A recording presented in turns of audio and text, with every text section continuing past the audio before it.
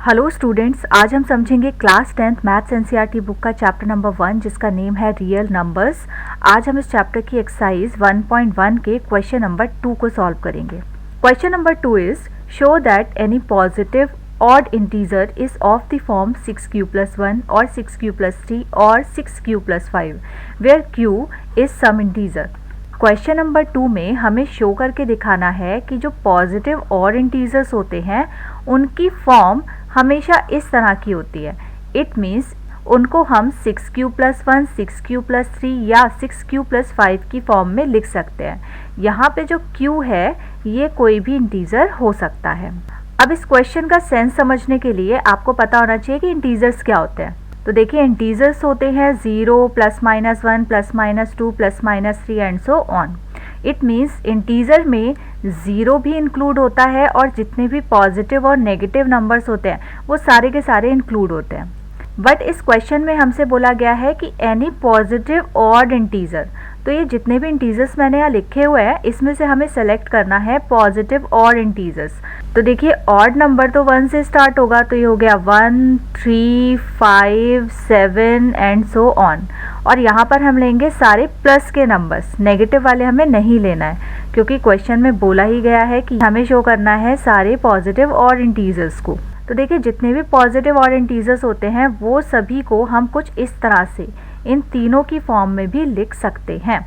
ये हमें शो करके दिखाना है। तो चलिए अब क्वेश्चन को सॉल्व करते हैं। क्वेश्चन को सॉल्व करने के लिए सबसे पहले हम एक पॉजिटिव इंटीजर खुद से कंसीडर कर लेते हैं। मान लिया है a कोई पॉजिटिव इंटीजर है, क्योंकि पॉजिटिव इंटीजर तो बहुत सारे हैं तो हमें कोई एक ही सेलेक्ट करना पड़ेगा सबसे पहले।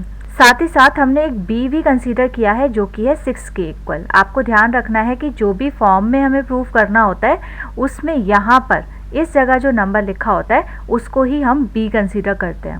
अब हम यूज़ करेंगे यूक्लिड्स एल्गोरिथम का। तो हमें लिखना होगा by Euclid's algorithm. Euclid algorithm होता है a is equal to B Q plus R. अब देखिए, इस फॉर्मूले में ये जो r लिखा है ये होता है रिमाइंडर, और हमें पता है जो भी हमारा रिमाइंडर आता है वो हमेशा एक पॉजिटिव नंबर होता है या फिर 0 होता है। इट मीन्स इस r की जो वैल्यू है वो 0 से किसी और नंबर सपोज b के बीच में होगी। तो इसको हम ऐसे लिख सकते हैं कि जो r है वो या तो 0 से बड़ा होगा या फिर 0 के इक्वल होगा, या फिर r की जो वैल्यू है वो डिवाइजर से स्मॉल हो सकती है।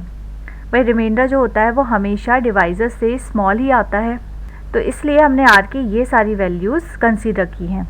अब इसके अकॉर्डिंग r की कौन कौन सी वैल्यू पॉसिबल हो सकती है। तो देखिए, r 0 के इक्वल या 0 से स्मॉल हो सकता है। इट मीन्स हम 0 लिख सकते हैं।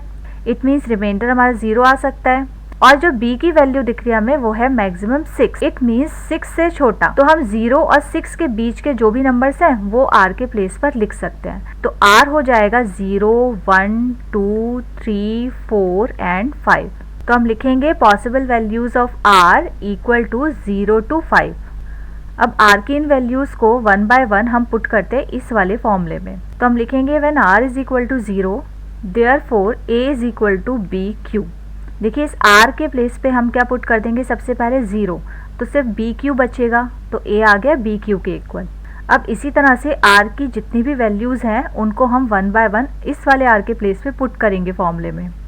तो देखिए, 1 पुट करने पे मिला बी क्यू प्लस 1, 2 पुट किया तो a की वैल्यू हो गई बी क्यू प्लस 2। इसी तरह से 3, 4 एंड 5 को भी हमने पुट कर दिया। लेकिन जो b की वैल्यू हमने कंसीडर की है वो है 6, तो यहाँ सभी जगह हम b के प्लेस पे 6 लगा देंगे। तो ये हो गया 6q, 6q plus 1, 6q plus 2, 6q plus 3, 6q plus 4 and 6q plus 5। अब देखिए, जितने भी हमारे पास नंबर्स आए हैं इसमें से हमें चेक करना है कि कौन सा इवन है और कौन सा ऑड है। तो देखिए, यहाँ पे लिखा है 6q। इट मीन्स अगर हम q के प्लेस पे 1 लगाते हैं तो ये हो जाएगा 6, 2 लगाते हैं तो ये हो जाएगा 12, 3 लगाते हैं तो ये हो जाएगा 18। इसी तरह से हम q के प्लेस पर 4, 5, 6 कोई भी वैल्यू लगा के देखेंगे तो यहाँ पर 6 की टेबल का पैटर्न बन रहा है। अगर आप 6 की टेबल को ध्यान से देखेंगे तो यहाँ पे जितने भी नंबर्स आते हैं वो सभी इवन नंबर्स होते हैं। इट मीन्स इस 6q को हम मान सकते हैं इवन नंबर। अब यहाँ लिखा है 6q प्लस 1, तो देखिए 6q तो बना रहा था 6 की टेबल, बट अगर हम 6 की टेबल में किसी भी नंबर में 1 प्लस कर देंगे तो वो हो जाएगा ऑड नंबर। फॉर एग्जांपल यहाँ पे 6 लिखा है, 6 में हम 1 प्लस कर देंगे तो ये 7 हो गया जो कि एक ऑड नंबर है। इसी तरह से 6 की टेबल में किसी भी नंबर में 1 प्लस करने पे वो ऑड ही हो जाएगा, तो इस वाले नंबर को हम लिख सकते हैं ऑड।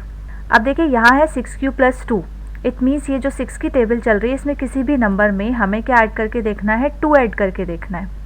फॉर एग्जाम्पल ये वाला 6 हमने लिया, इसमें हम ऐड करके देखते हैं 2, तो ये तो आ रहा है हमारे पास इवन नंबर। ऐसे ही किसी और नंबर में भी ऐड करेंगे तो भी हमें इवन नंबर ही मिलेगा।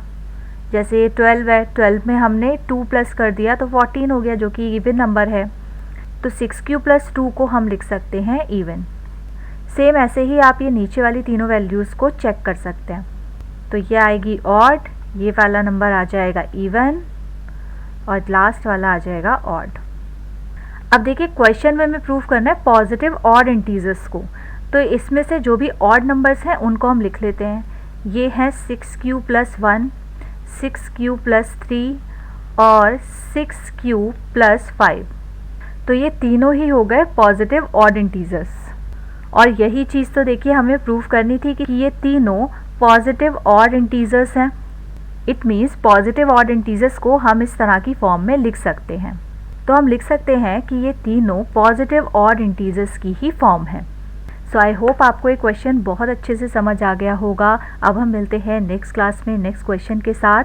अगर आपको कोई भी डाउट आता है या कुछ भी समझ में नहीं आता है तो आप कमेंट सेक्शन में कमेंट ज़रूर लिखिएगा, हम आपको रिप्लाई ज़रूर करेंगे। तब तक के लिए गुड बाय।